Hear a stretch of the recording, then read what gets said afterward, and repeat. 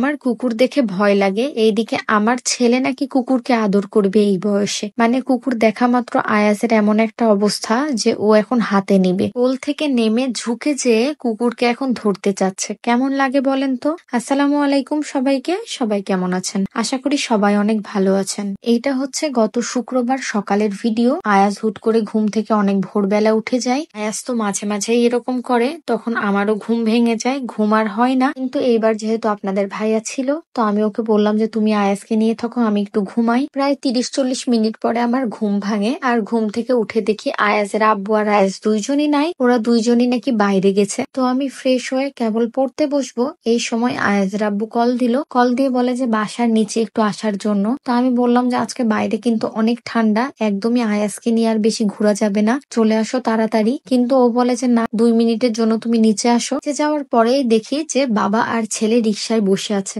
আমাকেও ডাকছে। আমি রিক্সায় উঠলাম, বললাম যে দেখো আমি কিন্তু বাড়ির জামা পরে চলে এসেছি, তাড়াতাড়ি বাসায় চলো। ও বলে যে আরে কাছেই তো যাবো। তারপরে এই তো একটা হোটেলে নিয়ে চলে এসেছে, রাজশাহী রহমানিয়া হোটেল। এখানে এসে বলে সকালের নাস্তা করেই বাসায় যাই। তারপরে আমরা সকালের নাস্তাটা সেরে নিলাম ওখানে। তারপরে অলকার মোড়ে চলে এসেছিলাম চা খেতে। সকালের নাস্তাতে আমরা রহমানিয়া হোটেলের লুচি খেয়েছি, সেই সাথে ডাল খেয়েছি, সবজি খেয়েছি, আর মুরগির একটা তরকারি নিয়েছিলাম। সবগুলোই অনেক বেশি টেস্টি ছিল। এমনিতে সবাই জানেন যারা রাজশাহীতে থাকেন যে রহমানিয়া হোটেলের সব খাবারই মোটামুটি অনেক সুন্দর হয়। আমরা এখানে বেঞ্চে বসে চায়ের জন্য ওয়েট করছিলাম আর আয়াজের সাথে দুষ্টামি করছিলাম। এইরকম সময়ে কুকুরগুলা চলে আসে। এই কুকুরগুলা কিন্তু এখানে আশেপাশেই থাকে, আমরা প্রায়ই এদেরকে দেখি। তো বেশিরভাগ টাইম দেখা যায় আয়াজের আব্বু কুকুরগুলাকে বিস্কুট খাওয়ায়। বিস্কুট খাওয়ার পর এই কুকুরগুলা আয়াজের আব্বুর পিছে পিছে ঘুরতে থাকে। আমার একে তো কুকুর ভয় লাগে, তারপরে আবার কুকুর যদি আমার পিছে পিছে ঘুরে তাহলে কেমন লাগে বলেন তো? তো আজকেও আয়াজের আব্বু বিস্কুট খাওয়াচ্ছিল আর আয়াজ খুবই মজা পাচ্ছিল। মানে ওকে দেখলে আপনি অবাক হয়ে যেতেন সামনাসামনি। আয়াজ একদম জোর করে কোল থেকে নেমে যাচ্ছে কুকুরগুলাকে ধরবে, আর এত হাসছে কুকুরগুলাকে দেখে। বাইরে এসে থেকে মোটামুটি ও চুপচাপ ছিল, কিন্তু কুকুরগুলাকে দেখার পর থেকে ও একদম হাসি থামেই না, আর একদম চঞ্চল হয়ে গেছে। বারবার কোল থেকে নামতে চাচ্ছে, আর কুকুরগুলার দিক থেকে আয়াজের চোখ সরেই না। এরপরে আমাদের চা চলে এসেছে, আমরা এখন চা খাবো।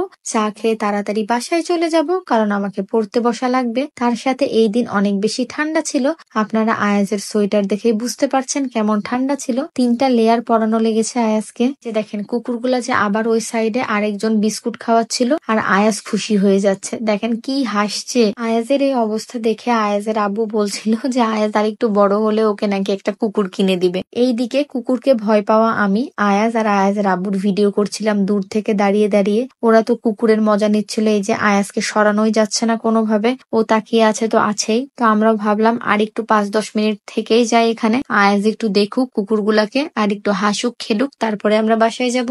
এইভাবে আমরা সেদিন ঘোরাঘুরি শেষ করে তাড়াতাড়ি বাসায় চলে গেছিলাম। বাসায় যেয়ে পড়তে বসেছিলাম। তো আমাদের জন্য সবাই দোয়া করবেন, এর জন্য এইটুকুই। আল্লাহ হাফেজ সবাইকে।